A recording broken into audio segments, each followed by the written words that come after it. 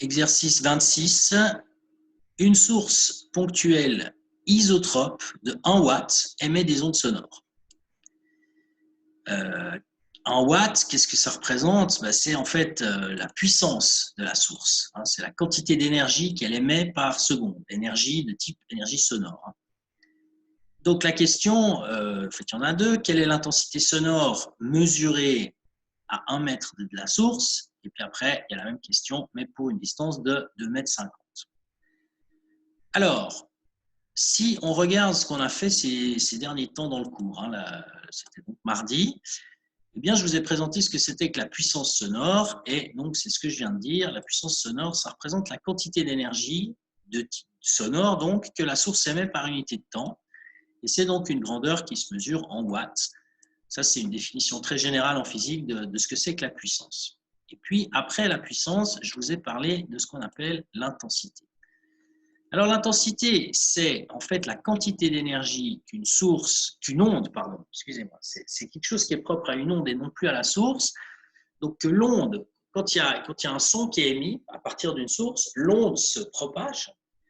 Et puis, donc, en se propageant, elle porte une certaine quantité d'énergie qu'elle va transporter par unité de temps, évidemment, mais aussi, elle va le transporter à travers une certaine surface de l'espace. Et donc, c'est comme ça qu'on définit ce qu'on appelle l'intensité, c'est l'énergie par unité de surface et par unité de temps.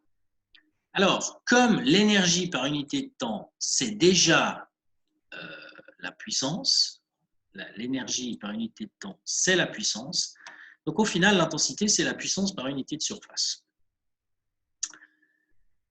Alors, la puissance se mesure en watts et puis la surface en mètres carrés, c'est donc des watts par mètre carré pour mesurer l'intensité.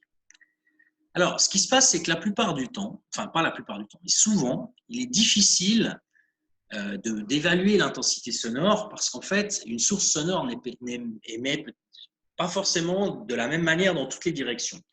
Par exemple, les haut-parleurs, ils ont plutôt tendance à émettre devant plutôt que derrière. Donc, en fait, on n'aura pas la même intensité sonore si on se place devant ou à côté ou derrière. Et puis après, il y a le problème de l'écho. Si par exemple vous êtes dans une pièce et puis qu'il y a une onde sonore qui arrive de la source, vous pouvez la mesurer ici, mais en fait l'onde sonore elle peut encore passer plus loin, aller taper contre un mur et puis revenir, c'est ce qu'on appelle l'écho. Et donc ces ondes vont s'additionner et donc ça va perturber la mesure de l'intensité sonore de la source elle-même. Cela dit, nous on fait souvent l'approximation et c'est ce qui est fait dans cet exercice, qu'on a une source qu'on appelle ponctuelle et isotrope. Donc ponctuelle, ça veut dire que les ondes sont émises depuis un point, et isotrope, ça veut dire que les ondes sont émises de manière uniforme, donc égale en fait, dans toutes les directions de l'espace. Alors du coup, on peut imaginer que c'est comme s'il y avait un pétard qui explose, et donc les ondes sonores se propagent selon une sphère, enfin des sphères même, qui sont donc toutes centrées sur le point de la source, la source ponctuelle justement. Donc c'est ce qu'on appelle des sphères concentriques dont le rayon augmente en fait au cours du temps. Alors si c'est le cas, eh bien du coup on peut, donc c'est représenté par ça en fait ici, vous avez ici la source qui est du son, et puis donc au fur et à mesure que le temps passe, la sphère qui porte cette énergie en quelque sorte, eh bien, elle augmente de taille, donc de rayon, avec le temps.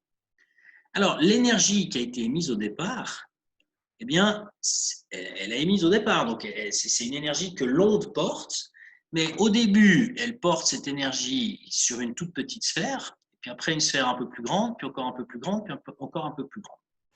Donc en fait, au fur et à mesure qu'on s'éloigne, normalement l'intensité devrait être de plus en plus petite en fait, puisque justement la même quantité d'énergie doit se répartir sur une surface de sphère qui est de plus en plus grande. Alors calculons-la, cette surface de sphère, c'est S sur 4 pi S égale 4 pi fois r carré, c'est la formule de la surface d'une sphère. Donc maintenant, si dans la formule qui permet de calculer l'intensité, qui est P sur S, on remplace S par la surface d'une sphère, alors eh bien, on obtient la formule que vous avez ici. L'intensité, c'est la puissance sur 4pi fois r carré. Alors, c'est justement cette formule qu'on va utiliser dans cet exercice. Dans cet exercice, qui est ici, donc, la puissance de la source, c'est 1 watt. Pardon, je voulais faire ça. Voilà. Alors,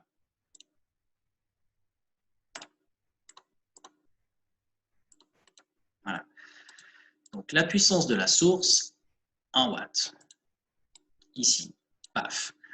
L'intensité sonore, la définition, c'est P sur S. Et maintenant, on utilise la formule P sur 4 pi r carré, qui est la formule qui est valable lorsqu'on a une source ponctuelle isotrope. Ce qui est le cas ici, hein, je vous rappelle l'exercice, une source ponctuelle isotrope de 1 watt émet des ondes sonores. Donc, on est dans cette situation-là. Alors maintenant, il suffit de mettre P égale 1 watt dans la formule. Donc, pardon, c'est ça. Hop, ça, on le met ici. Et puis maintenant, pour ce qui est de mesurer à une certaine distance, eh bien, on va utiliser la distance comme étant le r carré, en fait. Hein, c'est comme si on se plaçait sur une sphère à une certaine distance. Et donc, à cette distance, la quantité d'énergie émise par la source se répartit sur toute la sphère. Nous, on est sur cette sphère, donc on a une certaine portion, on va dire, de l'énergie qui a été émise par la source. Et donc, on peut calculer l'intensité en mettant le rayon, qui est la distance de 1 mètre, dans la formule ici.